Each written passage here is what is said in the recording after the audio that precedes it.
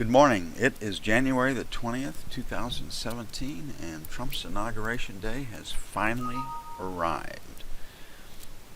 First, our disclaimer. Hypothetical simulated performance results have certain limitations. Unlike an actual performance record, simulated results do not represent actual trading. Also, since the trades have not been executed, the results may have under or overcompensated for the impact, if any, of certain market factors such as lack of liquidity.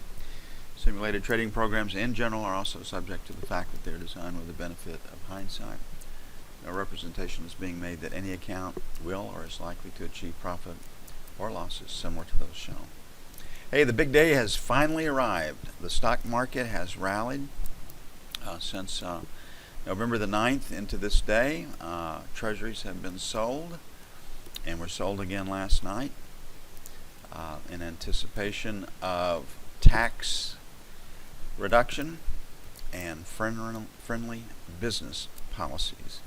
That makes the United States a favorable place to invest. People have to buy dollars to put investments in here. About every day we see that a new billion-dollar commitment to the United States economy in the form of plant and new hirings is being made. And if Trump comes in and does what he says, cuts taxes, corporate taxes from 35% or below, and really reins in the regulatory agencies, that will happen. Trump doesn't have to do anything. In fact, he hasn't done much. He's done nothing officially yet. He's just talked about it, and we see the impact of his talk and his ideas already entering our economy. So lots of good expectations for equities.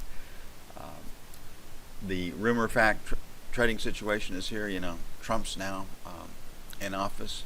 All the good news is built into it. Time to take profits. Because it's talked about so much, I don't think it'll happen. Also, we're supposed to get 3 to 5 executive orders done today, with 200 plus rumored for next week. I think the 200 plus rumored changes will hold the markets in check anyway. Well, it really gets down to the news and what Trump is going to be able to accomplish. And I believe he'll be able to accomplish more than he's being given credit for right now. But we'll have to see. That's just where we are. His biggest threat is from Paul Ryan, John McCain, Lindsey Graham, those types. It's not from the Democrats.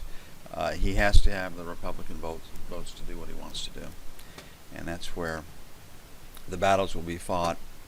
And John McCain prides himself as a maverick, and that's liable to be where the biggest battle is going to be fought.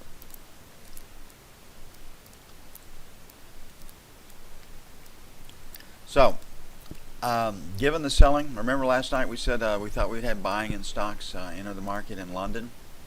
It did. Stocks up in London. Treasuries down. The spill was from 31. We've got resistance 28 to the buck. I'd like to sell 31s to 03s, sell 1. 7 to 11, sell 2. Maybe some profit taking in front of Trump's inauguration speech. You never know exactly what they're going to say. Buy 1 will be 21 to 25. I think we can test support right here. The low volume number is basically 23.16. Second buy area will be 13 to 17. Picking up this low volume number right there at 23.16. I really hope that the Fed starts taking themselves to the sidelines. So the economic news, good and bad, can take the market higher or lower. What's missing in the E-minis, we don't have a two-sided market. Everybody's long, have been long, and more long since November the 9th. And we just don't have a two-sided market. And now that Obama's administration is gone, or almost gone, maybe the Fed will keep their hand off the buy switch and give us a two-sided market. Anyway, that's my hope. We need it in the E-mini. I mean, it's just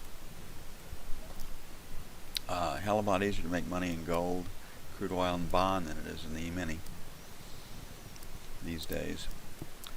Okay, structurally right here, that's 8 to 9. So first resistance is going to be 8 to 12. First sell is 15 to 19. Sell 1. Second sell is 27 to 31. Only news we have on tap today is Baker Hughes rig count. Last week it was 974. I expect it to be higher again today. First support band 49.28 to 150 even. First buy is 21 to 25. Then 9 to 13.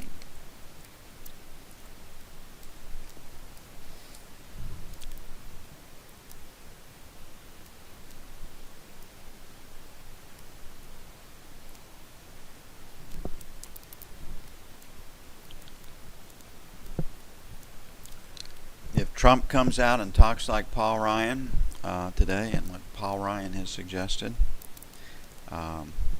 Treasuries will rally. If he comes out and talks like Trump, Treasuries will probably get a little short covering in front of the speech, but probably won't rally.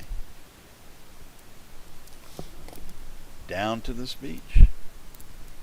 Another newsday trading situation. And we know how to play those. Okay, equities up in London. It starts in Frankfurt now. The traders get a jump on the market, but right there's the London split, and you can see I did the KL split just to show you that Frankfurt time, not London time, is when the market move usually starts or gets underway. But equities up starting in London, gold and treasuries down. And you did have that information in your hands at the close of business yesterday. Okay, 3 to 5, sell 1. Been trying to sell 8 to 10 for the last 3 days. Finally got it in Frankfurt, London last night. Okay, we're going to put, again, we had 98 to the buck as our buy zone, then 95.97. So let's make 95.97 in anticipation of a test of that low right there. Buy 1. Then 90.92. Buy 2. It may take 98s, 99s to get in. I'll put a question mark at 1200.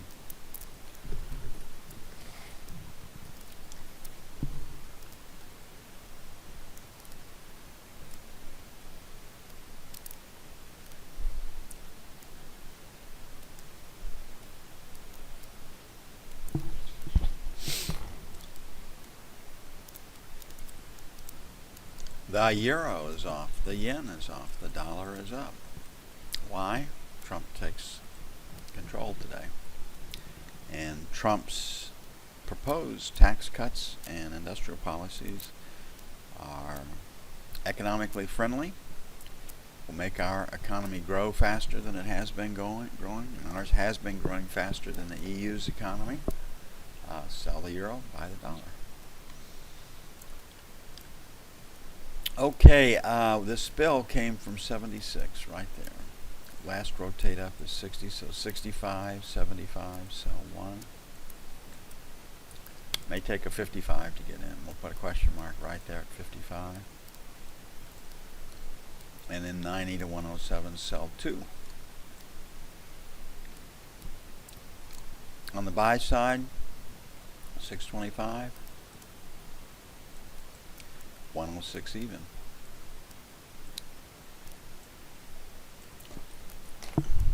And we've been always more aggressive on the sell side. Doesn't mean the euro can't rally, because that's the policy of the European Central Bank, is to take the euro lower so they can sell goodies outside of the European Union.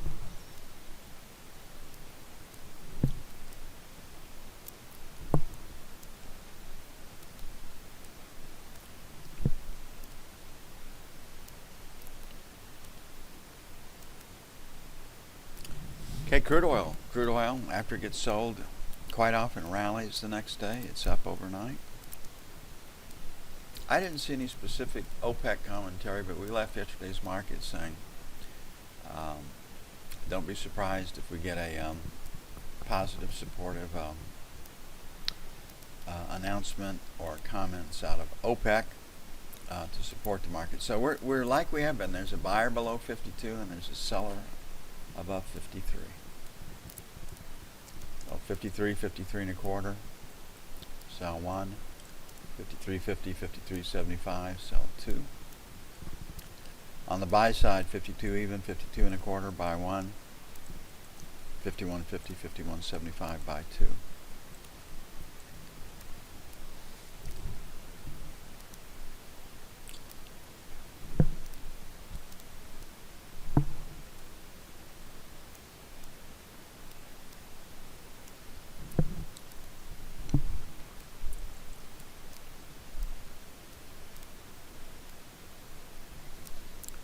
Okay, the E-mini, the day has arrived. It's come. And lots of talk about rumor fact, trading situation, and it is. There's no doubt about it. But it's more than Trump giving a speech and taking office. It's the stream of changes that are coming. And I believe the stream or the steady feed, first 100 days,